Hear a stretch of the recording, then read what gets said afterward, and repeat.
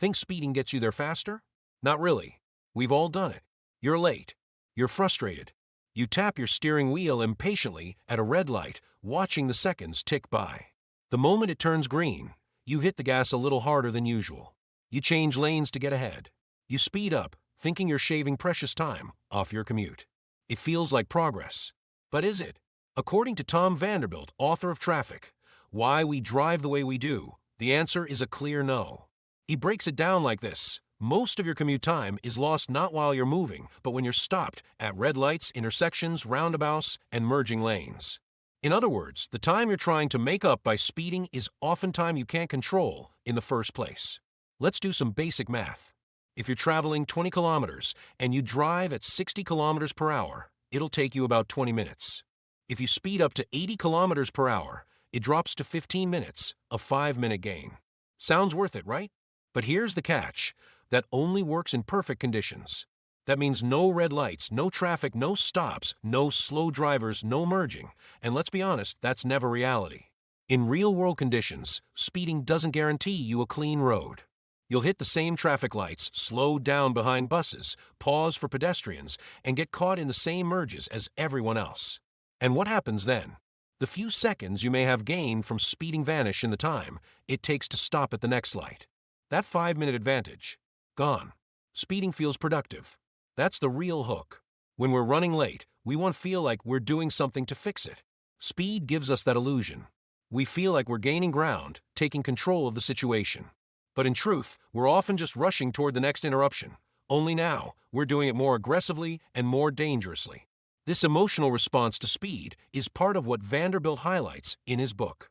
Driving faster satisfies a psychological need, not necessarily a practical one. It's not about getting there faster, it's about feeling like we're not wasting time.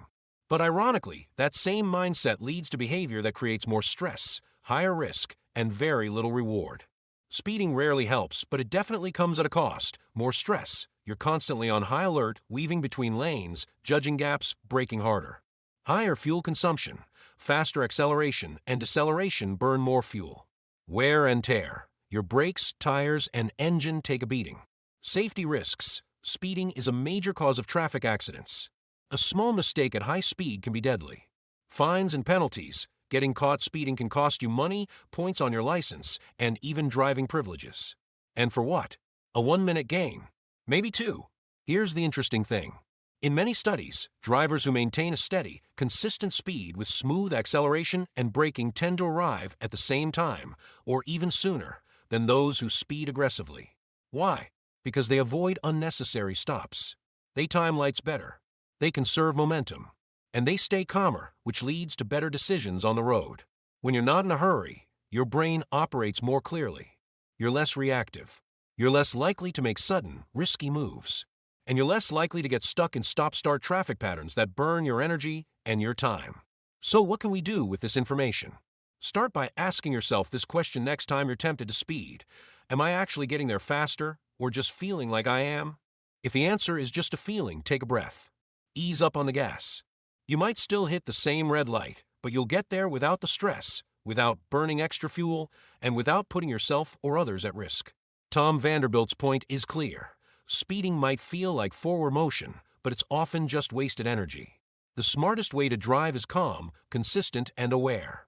So no, speeding doesn't get you there faster. But driving smarter, safer, and more steadily? That gets you there in one piece, with your sanity intact. And in today's world, that's a win worth more than any minute saved.